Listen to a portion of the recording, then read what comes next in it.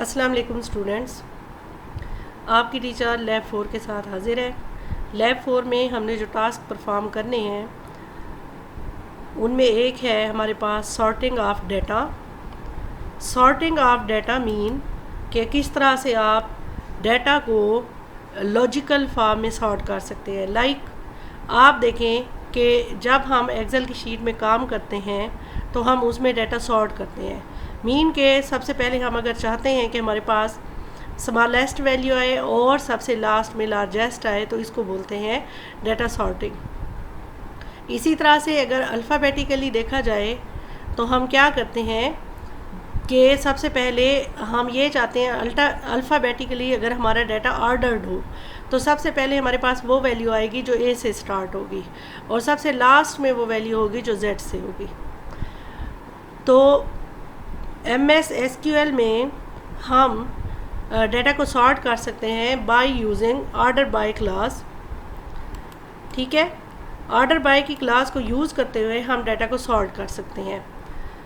Like हमारे पास एक table बना हुआ है स्टूडेंट का और हम ये चाहते हैं कि स्टूडेंट का टेबल जब हमारे सामने अपीयर हो तो उसमें जो एज है वो असेंडिंग ऑर्डर में हो। तो हमने क्यूरी लिखी यहाँ पे select asterisk from student order by age. Select asterisk का मतलब है सारा का सारा डाटा किसका, स्टूडेंट टेबल का। और उसके बाद हमने यहाँ तक तो हमने लास्ट लैब तक किया हुआ है। और यहाँ पे देखें अब ऑर्डर बाय एज का मतलब ये है कि जो एज का कॉलम हो वो हमारे पास सॉर्टेड होना चाहिए। इसको एग्जीक्यूट करते हैं। जब काफ़ी टाइम हो जाता है माइक्रोसॉफ्ट SQL सर्वर मैनेजमेंट को तो ये खुद ही डिस्कनेक्ट हो जाता होता है। अब यहाँ पे हमारा एरर क्यों आया है स्टूडेंट? मैंने आपको लास्ट लैब में, लास्ट 3 लैब में सारा इन्वायरमेंट के बारे में बताया हुआ है। अब आपने मुझे कमेंट सेक्शन में बताना है कि ये वाला हमारे पास एरर क्यों आया था। यहाँ से हम अपना डेटाबेस सेलेक्ट कर देते हैं, जिस डेटाबेस में कि हमारा स्टूडेंट का टेबल बना हुआ है। अब हम इसको एग्जीक्यूट करते हैं। हाँ जी, अब आप देखें सिलेक्ट स्टेरिक फ्रॉम स्टूडेंट के थ्रू तो हमारे पास सारे के सारे जो एट्रीब्यूट्स हैं और सारे के सारे रिकॉर्ड्स हैं, ये सारा डाटा आ गया। अब हम देखते हैं इसमें एज को। एज अगर आप देखें ये स्मॉलेस्ट टू लार्जेस्ट है। ठीक है, अब वो स्टूडेंट जिनकी एज कम है वो हमारे पास पहले अपीयर हुए हैं, फिर उनसे बड़े, ठीक है, 20 ईयर्स, फिर 21 ईयर और फिर 22 ईयर्स। इसी तरह से हमारा डाटा भी देखें। अब अगर हम वैसे ही सिलेक्ट स्टेरिक फ्रॉम स्टूडेंट करें तो हमारे पास जो एक्चुअल डाटा पड़ा हुआ है तो ID वाइज है। ठीक है, फर्स्ट ID अशफाक की है, लेकिन जब हम ऑर्डर बाय एज करते हैं तो हमारे पास क्योंकि स्मॉलेस्ट जो स्टूडेंट है उसका ही डाटा आएगा तो वो हमारे पास ID 4 ऊपर आ गई है। ठीक है, फिर ID 5 है, फिर ID 1 है और इसी तरह से ID 8 है। ID 2 का स्टूडेंट जो है वो 21 ईयर्स का है तो इसलिए इसका क्या है कि डाटा बाद में अपीयर हो रहा है। देन ID 6, 7 और 3। इसी तरह से बाकी वाले भी सारे कॉलम जो है वो on the behalf of age वो सारे के सारे रीअरेंज हो चुके हैं। नेक्स्ट हमारे पास क्यूरी है। हम अगर चाहते हैं कि ये जो डाटा है ये हमारे पास CGPA के ऑर्डर में आए तो हमने फिर क्यूरी लिख दिया है select asterisk from student order bye CGPA। तो यहाँ पे देखें जो सबसे कम CGPA होगा वो सबसे पहले अपीयर हो गया होगा। ठीक है, रोल नंबर 4 का स्टूडेंट, फिर रोल नंबर 8 है और इसी तरह से लार्जेस्ट करीम है 3.5 CGPA के साथ, तो इनका CGPA सबसे लास्ट में आया है। नेक्स्ट आप देखें, ये तो था हमारे पास न्यूमेरिकल डाटा। ठीक है, CGPA की बेस में हमने किया या एज की बेस पे किया, ये हमारे पास न्यूमेरिकल डाटा था, नंबर्स में था। अब हम अल्फ़ाबेट का कोई भी करैक्टर टाइप का जो है हम डाटा लेते हैं और इसमें आप देखें हमने सेलेक्ट किया है F नेम को, स्टूडेंट के फर्स्ट नेम को। तो यहाँ पे अल्फ़ाबेटिकली होगा ABJKNS। ठीक है, इस तरह से क्या है सॉर्टिंग हो गई है असेंडिंग।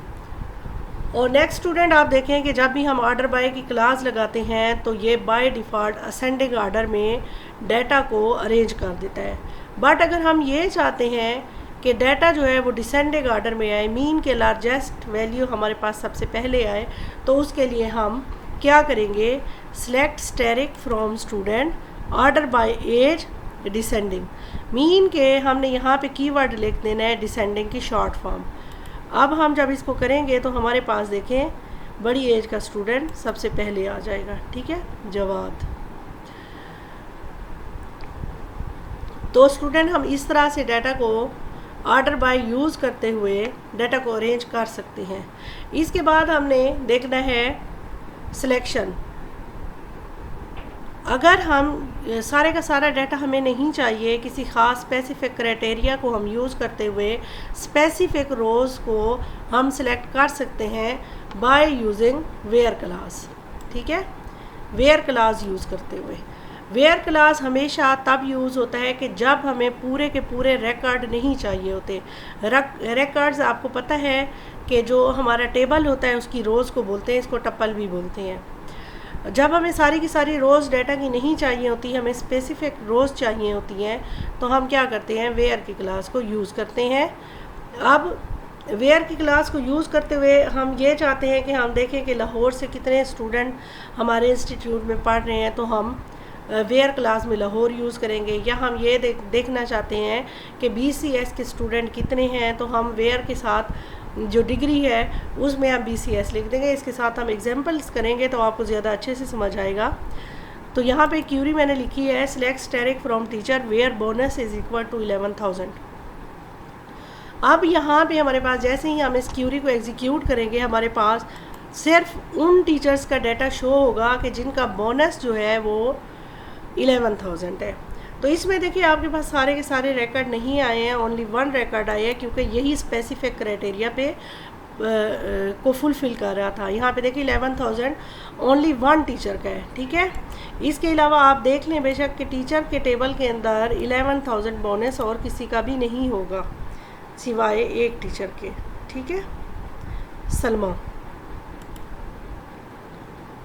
और इसी तरह से अगर हम ये देखना चाहें कि 7,000 जिन टीचर्स का बोनस है जस्ट उनका डाटा शो करवाए, तो हम वेयर की क्लास में 7,000 लिख लेंगे और जस्ट वो वाले टीचर्स आएंगे कि जिनका बोनस होगा हमारे पास 7,000। उम्मीद है आपको बेसिक जो कंसेप्ट है वो समझ आ गया होगा। अब हम इसके टास्क की तरफ बढ़ते हैं। टास्क में सबसे पहला क्वेश्चन है, write a query that will retrieve age of teachers order by age in descending order. हमने क्या करना है कि टीचर के टेबल में से जो एज है उसके ऊपर हमने ऑर्डर बाय की क्लास लगानी है, बट डिसेंडिंग ऑर्डर में। मीन के सीनियर मोस्ट जो एज में टीचर है वो रो में सबसे टॉप पे हो और जो सबसे यंगेस्ट टीचर है वो सबसे लास्ट में हो।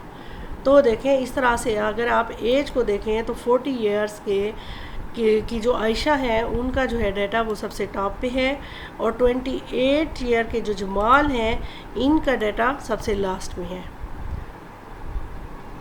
सिंपल ही है कंसेप्ट, बट आपकी प्रैक्टिस के ऊपर होता है कि आप, पहली बात तो ये है कि कितने ध्यान से लगाव से सुनते हैं और उसके बाद आप फिर इसकी प्रैक्टिस कितनी करते हैं।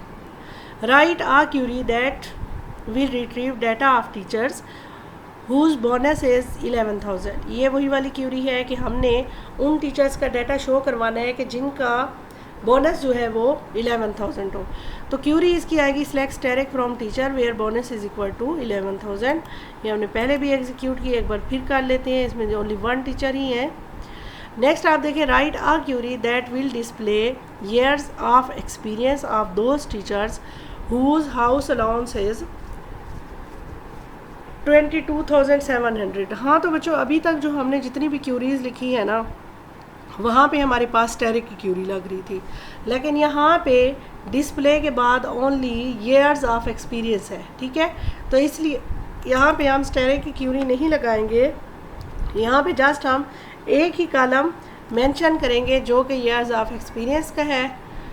लेकिन यहाँ पे देखिए आपके पास सिलेक्ट के बाद जो आपने कॉलम दिया है ना, जस्ट उसी का डाटा आएगा, ओनली वन कॉलम का डाटा आएगा।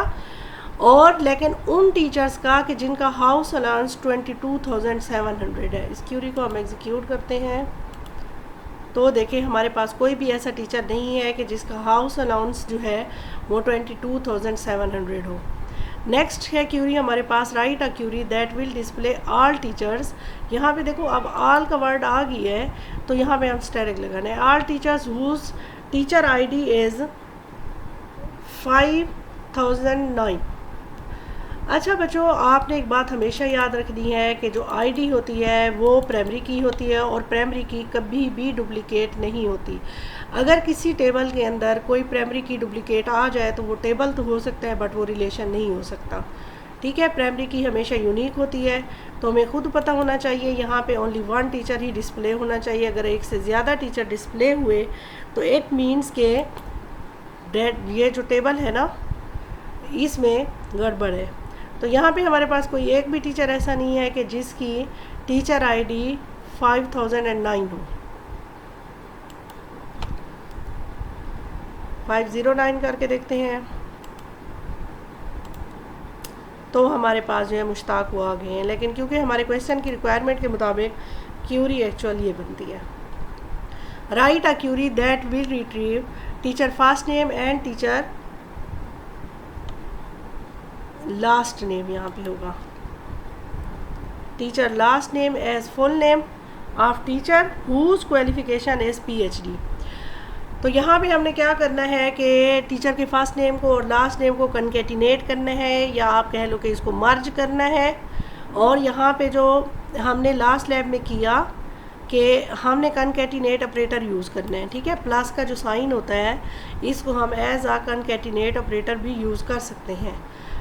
तो यहाँ पे हमने क्या करना है, टीचर फर्स्ट नेम कनकेटिनेट किया 1 स्पेस के साथ, फिर टीचर लास्ट नेम, फिर हमने कॉलम एलियासिंग यूज़ करते हुए टीचर का फुल नेम कर दिया है हमने कॉलम का नेम। और ये जो होगा कॉलम एलियासिंग जो होती हैं ये टेम्परेरी होती हैं, ये परमानेंट नहीं होती हैं, ये जस्ट टेम्परेरी किसी भी कॉलम को नाम देती है। अब इन दोनों कॉलम को मर्ज करने के बाद हमने नाम दे दिया इसको फुल नेम का फ्रॉम टीचर। अब ये कौन से teacher, where qualification is equal to PhD।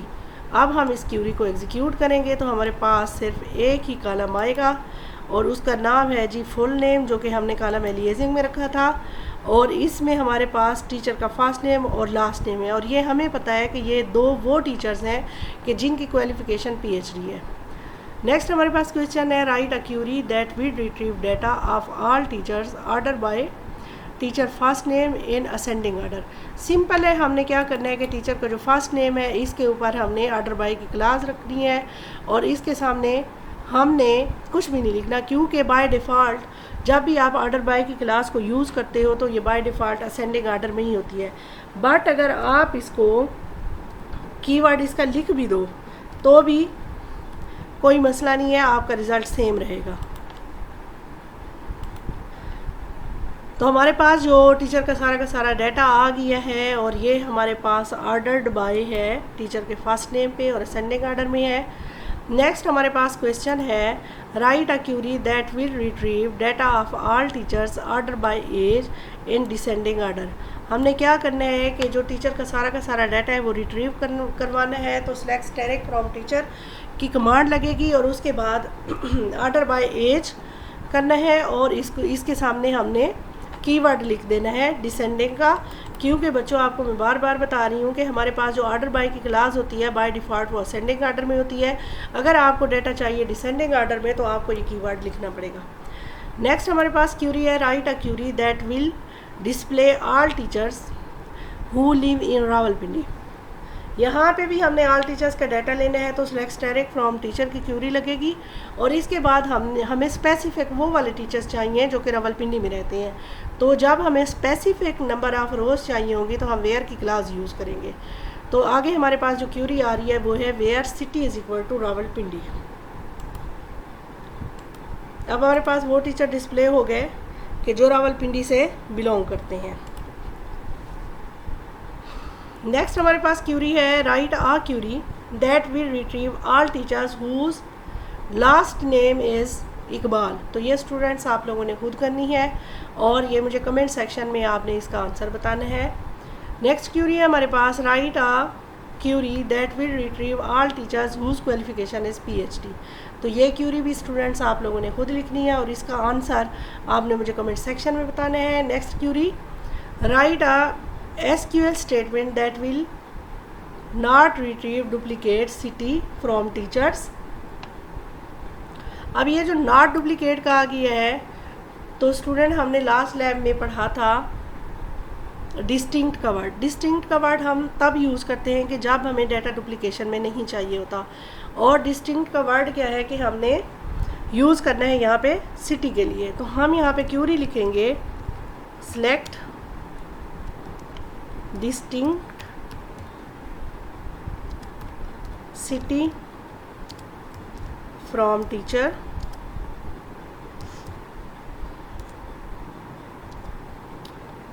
Order by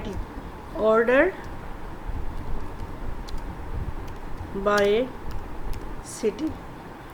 कि हमारे पास ये जो सिटीज़ हैं डिस्टिंक्ट भी हैं, मीन के यूनिक सिटीज़ आनी चाहिए। आप देखिए आप कि एक सिटी से मल्टीपल टीचर बिलोंग कर सकते हैं, लेकिन हमें रिपीटेशन में रावलपिंडी का नाम या इस्लामाबाद का नाम नहीं चाहिए, ठीक है।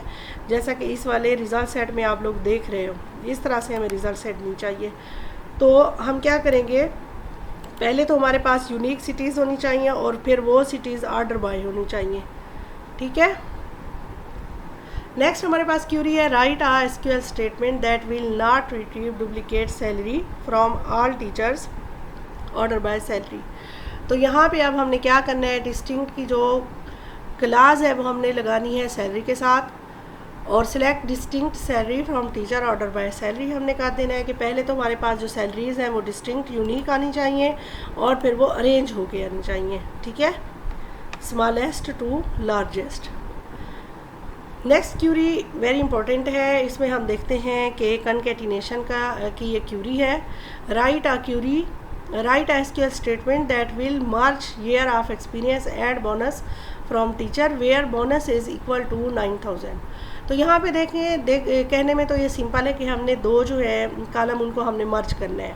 अब वो दो कॉलम है हमारे पास ईयर ऑफ एक्सपीरियंस और फिर बोनस का। अब इन दोनों की जो डाटा टाइप है ना वो न्यूमेरिक वैल्यूज़ है, ठीक है। जब भी आप प्लस का साइन यूज़ करोगे न्यूमेरिक वैल्यूज़ के साथ तो वो वैल्यूज़ को ही प्लस कर देता है, ठीक है। बेशक आप इसके दरमियान में स्पेस भी यूज़ करो लेकिन वो वैल्यूज़ को प्लस कर देता है। तो इसलिए हमने करना क्या है, क्योंकि हमने इनको कनकैटिनेट करना है ना, कनकैटिनेट करने के लिए हमने इसकी जो डाटा टाइप है वो पहले चेंज करनी है, लेकिन ये डाटा टाइप भी टेम्परेली चेंज होगी, परमानेंट चेंज नहीं होगी। तो उसके लिए हम कैस्केड का फंक्शन यूज़ करते हैं।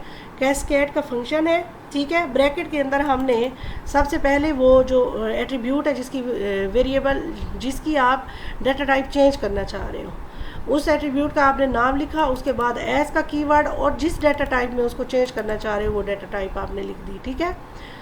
ये टोटल ये वाला जो कैस्केड का फंक्शन है इसने क्या किया है कि टेम्परेरी तौर पे जो ईयर ऑफ एक्सपीरियंस है उसकी डाटा टाइप वेरकेयर कर दी है। और यहाँ पे दोबारा हमने ये फंक्शन यूज़ किया है किसके लिए, बोनस के लिए, क्योंकि बोनस की जो वैल्यू है वो भी न्यूमेरिकल ही है। और लेकिन हमारे पास ये भी है कि where bonus is equal to 9000। तो आगे हमने क्या किया है कि हमने वेयर की क्लास लगाई है, where bonus is equal to 9000। तो ये हमारी कंप्लीट क्यूरी बनेगी। इसको हम एग्जीक्यूट करते हैं तो देखें हमारे पास आ गई है 14 है हमारे पास ईयर ऑफ एक्सपीरियंस और 9000 है हमारे पास बोनस, ठीक है। अब क्योंकि हमने इसका कोई नाम नहीं रखा था इसलिए नो कॉलम नेम हमारे पास शो हो रहा है। नाम रखने के लिए आपको पता है हम कॉलम एलियासिंग यूज़ करते हैं। तो यहाँ पे हम कॉलम एलियासिंग में कर देंगे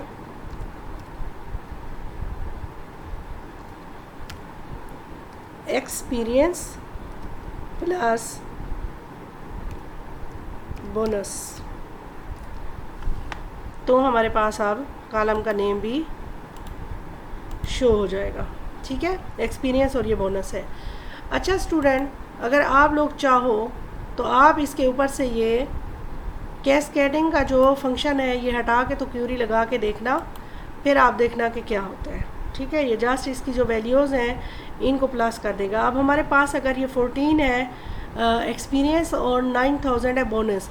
अगर मैं इसके ऊपर से कैस्केडिंग का फंक्शन हटा देती हूँ तो फिर ये क्या करेगा, सिंपली इन वैल्यूज़ को ऐड कर देगा। इस वाले प्लस को अब ये कनकैटिनेट ऑपरेटर नहीं लेगा, इसको ये अरिथमेटिक ऑपरेटर के तौर पे यूज़ करेगा। तो ये मैंने कनकैटिनेट का जो है वो हम ख़त्म कर दिया है और अब हम इसको एग्जीक्यूट करते हैं तो देखें 9014 हो जाए। ठीक है, तो इस तरह से आज हमने चलते चलते कैस्केडिंग का फंक्शन भी देख लिया। नेक्स्ट आप देखें, write a SQL statement that will merge name and age as name age from teacher table order by teacher ID descending. अच्छा चलो, ये टीचर आईडी डिसेंडिंग तो हम बाद में देखेंगे, पहले आप इन दोनों को देखो। यहाँ पे देखो जो नेम है, नेम की डाटा टाइप वेरकेर है, करैक्टर है, ठीक है, और एज की डाटा टाइप है हमारे पास न्यूमेरिक। अब यहाँ पे भी ये मसला करेगा। अगर आपने सिंपल क्यूरी लिखी, सिंपल में आप लिख देते हो select teacher F name plus age, तो इसमें ये क्योंकि दोनों की डाटा टाइप चेंज है तो इसमें एरर आएगा और ये क्यूरी एग्जीक्यूट नहीं होगी। तो इसलिए हम क्या करेंगे, एज के साथ हम कैस्केड का फंक्शन यूज़ कर लेंगे और एज की टेम्परेरली हम क्या कर देंगे, डाटा टाइप वेरकेर कर देंगे। ठीक है, और उसके बाद है हमारे पास order by teacher ID descending. तो यहाँ पे हमने फिर क्यूरी लिख दी है आगे, ये तो हमने कॉलम एलियासिंग यूज़ किया, from teacher order by T I D descending. जब भी आपने डाटा को डिसेंडिंग ऑर्डर में करना है तो आपने डिसेंडिंग का कीवर्ड भी यूज़ करना है, तो ये हमारे पास आ जाएगा। अब अगर ज़रा इसको कैस्केड के फंक्शन को हम रिमूव करके देखें तो ये एरर शो करवाएगा।